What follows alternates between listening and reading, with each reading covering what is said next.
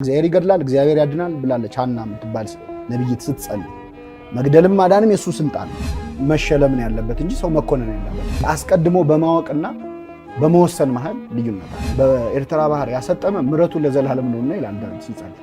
እስቲ ባህር ውስጥ ከቶ ምሕረት አለው። የ40 ቀን እድል በነገራችን ላይ በሃይማኖቱም በሳይንሱም በጣም የሚደገፍ ጽንሰ ሐሳብ። አሁን ወጣት ሲሞት ዘመኑ ወጣት የሚሞትበት ነው ክፉ ዘመን እንላለን።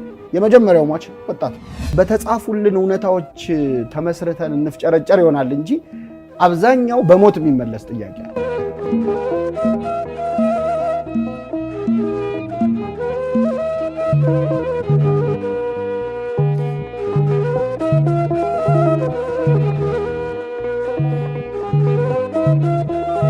አሁን በተባለው መሰረት የተጻፈለትን ብቻ የሚኖር ከሆነ ትወና ነው መሸለም ነው ያለበት። ጥሩ ተዋናይ ነው አንድ ሰው መቼስ ለተጫወተው ሮል መቀጣት የለበት።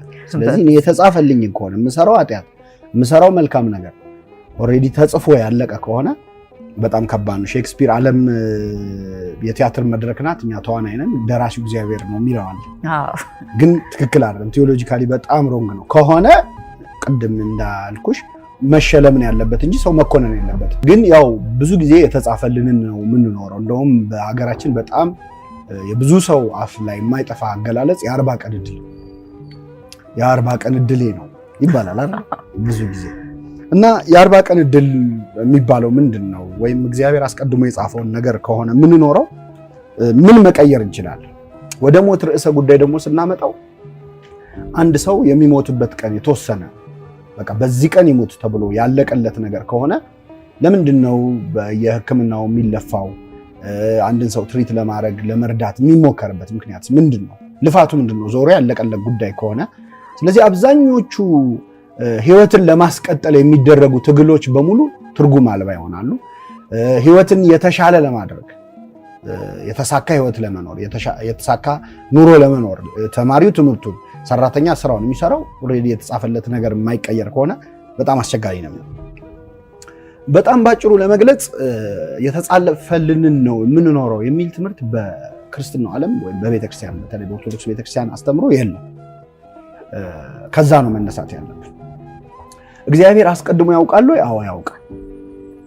አስቀድሞ ወስኗል ወይ? አይ አልወሰነም። ፕሪደስቲኔሽን እና ፎርኖሌጅን ለይተን ነው የምናየው። እግዚአብሔር አስቀድሞ ያውቃል ማለት እንዲሆን ወስኗል ማለት አይደለም።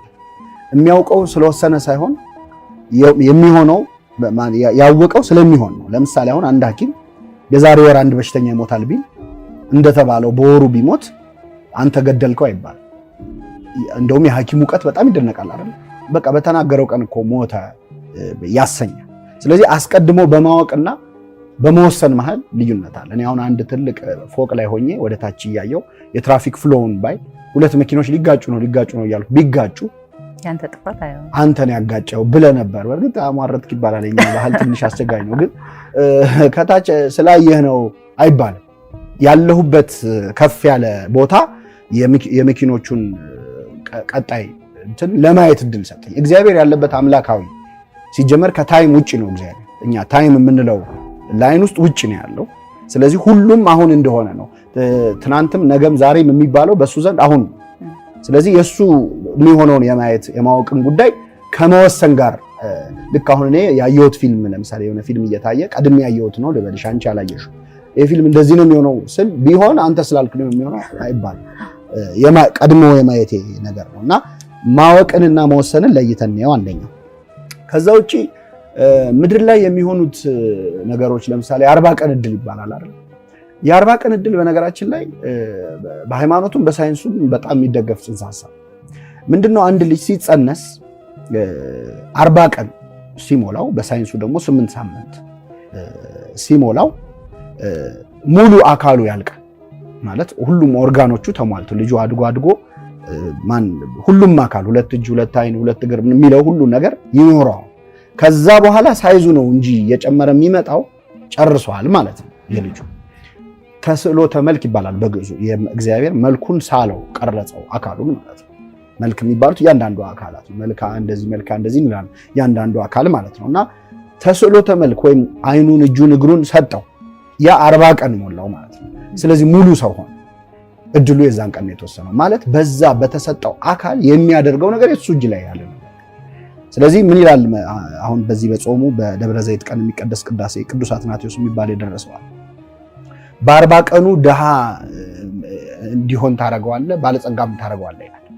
ማለት በ40 ቀኑ ጽንስ ውስጥ እያለ ድሃ ሀብታም ይሆናል ማለት አይደለም። ድሃም ሀብታም ሊሆን የሚችልበትን ሙሉ አካል ሰጠው ማለት ነው። ከዛ የዛ ሰው ውሳኔ ነው። የዛ ሰው ውሳኔ የ40 ቀን እድል ማለት እሱ። ስለዚህ ሰው የሆነ ነገር አድርጎ አልሳካ ሲለው የ40 ቀን እድል ማለት አይችልም። ምክንያቱም ሰው ሆኖ የተፈጠረ ዕለት ነው ያበቃው። እግዚአብሔር ያን ቀን የ40 ቀን እድል ሰጥቶናል ማለት ነው። ይሄ ሳይንሱም ሃይማኖቱም የሚያየው እንትን ነውና የሞት ቀንን ውሳኔ በተመለከተ ከእውቀት አንፃር እግዚአብሔር ያውቃል። ከዛ ውጭ ግን ኮንዲሽናል የሆነ እንደሆነ ራሱ እግዚአብሔር ሁኔታው ታይቶ እንደሆነ የሚያሳዩ በጣም ብዙ መጽሐፍ ቅዱሳዊ ጥቅሶች አሉ። ለምሳሌ ሁሉም የሚያውቀው ጥቅስ በምድር ላይ እድሜህ እንዲረዝም እናትና አባትን አክብር፣ መልካምም እንዲሆንልህ እድሜህ እንዲረዝም እናትና አባትን አክብር ይላል። ኮንዲሽናል ውሳኔ ነው ማለት ነው። የኔ እድሜ እግዚአብሔር እድሜን እናትና አባቴን በማክበሬና ባለማክበሬ ላይ አስቀምጦታል። እንደውም ከነ ዝርዝሩ ነው። በምድር ላይ እድሜህ እንዲረዝም አንድ፣ ከዛ ደግሞ መልካም እንዲሆንልህ። አንዳንዴ እድሜ ረዝሞ በጣም ሊታመም ሊሰቃይ ይችላል ሰው አይደለ?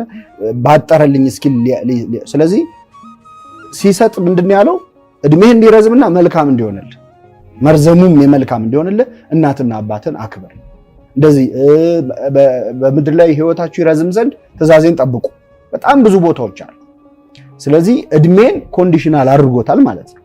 ከተወሰነለት እድሜም በታች እግዚአብሔር እንዲኖር እየፈለገው ሊያጥር ይችላል ሰው። ለምሳሌ ዳዊት ሲጸልይ ይላል በዘመኔ እኩሌታ አትውሰደኝ፣ በእድሜ እኩሌታ አትውሰደኝ ማለት አንተ እንድኖር ያሰብከው አለ ግን በእኔ ምክንያት አታቋርጠው ይላል። እና አንዳንዴ ሰው በራሱ ምክንያት ሊያሳጥረው ይችላል እስከ ሱሳይድ እስከማድረግ ድረስ። ሱሳይድ ማድረግ ለጊዜያዊ ችግር ዘላቂ መፍትሄ ነው፣ ራስን ማጥፋት ማለት። አሁን ይሄ ተወስኖ ነው ሊባል አይችልም። ልክ እንደዛ ግን ሱሳይድ የግድ እኮ መርዝ መጠጣት ብቻ ላይሆን ይችላል። አንድ ሰው በሱስም ግራጁዋል የሆነ ሱሳይድ አለ ማለት ቀስ ብሎ ራሱን እየጎዳ የሚመጣበት ሊሆን ይችላል። ስለዚህ እነዚህን የሞት ቀንን ክፍት ነው ያደረገው እግዚአብሔር ነው። ሊረዝም ይችላል፣ ሊያጥር ይችላል እንጂ ያቺ ቀን ምን ብለዋለች? በጣም ደስ የሚል ቃል። ወንድሟ ሞቶ ጌታ ሆይ አንተ በዚህ ኖረ ቢሆን ወንድሜ ባልሞተ ነበር ብለዋለች ለክርስቶስ። በእርግጥ ክርስቶስ በዚህ ኖረ አይባል፣ እሱ በሁሉ የሞላ አምላክ ነው። ግን አንዳንዴ እንዲህ ተደርጎ ቢሆን ኖሮ እንዲህ አድርጌ ቢሆን ኖሮ ብሎ ሰው ይጸጸታል፣ በጣም ይጎዳል፣ ይሰበራል። የተወሰነ ነው ሲባል የሚጽናናም ሰው አለ። በከፊላው እግዚአብሔር ሲጀመር እግዚአብሔር ይገድላል እግዚአብሔር ያድናል ብላለች ሐና የምትባል ነብይት ስትጸልይ።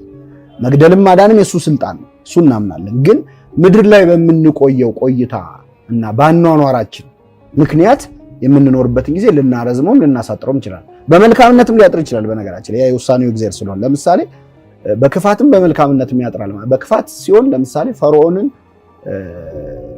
በጣም ጨካኝ ንጉስ ነው ፈርዖን እና ፈርዖንን በኤርትራ ባህር ያሰጠመ ምሕረቱን ለዘላለም ነውና ይላል ዳዊት ሲጸልይ። እስቲ ባህር ውስጥ ከቶ ምሕረት አለው? ምንድነው? ፈርዖን ቢቆይ ገና ህዝብ ይጨርሳል። ስለዚህ ለዚህ ሰውዬ እድሜው ማጠር የእግዚአብሔር ምሕረት አካል ሆነ። ለአንዳንድ ሰው ደግሞ እንደው መቆየ ስትይ መጽሐፈ ሲራክ ላይ መጽሐፈ ጥበብ ላይ በደንብ ይናገራል። ክፉ ከሚሰራባት ዓለም ቸኩሎ ሄደ ይላል። አንዳንዴ ሰው በጣም ጥሩ ማንነት ኖሮት በጣም በቃ በሰው የተወደደ ሆኖ ምናልባት 1-5 ዓመት ቢጨምር የነበረውን ጥሩ ነገር ሁሉ አበላሽቶ ይሄድ ከሆነ መንገዱን ያውቃልና እግዚአብሔር ሊወስደው ይችላል። ክፉ ከሚደረግባት ዓለም ቸኩሎ ሄደ የሚለው ይሄንን ነው። የራሱን ሰዎች ወሰደ ምናምን ሲባል የምትሰሚው ማለት ነውና ደጋግ ሰዎች አይበረክቱም ይባላል። ለምሳሌ ሊበረክትም ይችላል። እነ ማቱሳላ 900 ዓመት የኖሩት ደጋግ ሰዎች ናቸው። ክፉ ሰዎች አሉ ማለት በአንድ ቃል ዲፋይል ታደርጊው አትችይም። አቤል ቃየልን ገደለው፣ ወጣት ነው። አሁን ወጣት ሲሞት ዘመኑ ወጣት የሚሞትበት ነው፣ ክፉ ዘመን እንላለን። የመጀመሪያው ሟች ወጣት። ስለዚህ እሱ በየትኛውም እድሜ ሊጠራ ይችላል። እንግዲህ የፈጣሪን አዋቂነት አሁን እኛ በነገራችን ላይ ስለሞት የምናደርገው ዲስከሽን ማለት ምን እንደሆነ ታውቂያለሽ? ሆድ ውስጥ ያሉ ለምሳሌ መንታ ህፃናት ስለዚህ ምድር ቢያወሩ እንዴት ነው ወተን ስለማያውቁት ነገር ማለት ነው። እና እንደው ማለት በተጻፉልን እውነታዎች ተመስርተን እንፍጨረጨር ይሆናል እንጂ አብዛኛው በሞት የሚመለስ ጥያቄ አለ። አንድ ብፁዕ ቅዱስ አቡነ ሽኖዳ የሚባሉ የግብጽ ፓትርያርክ አንድ ልጅ ነፍስ ስትወጣ እንዴት ነው ብሎ ጠየቃቸው እና አልሞከርኩትም እና አንዳንዴ ሞክረን የምናውቀው ነገር አለ ማለት ነው።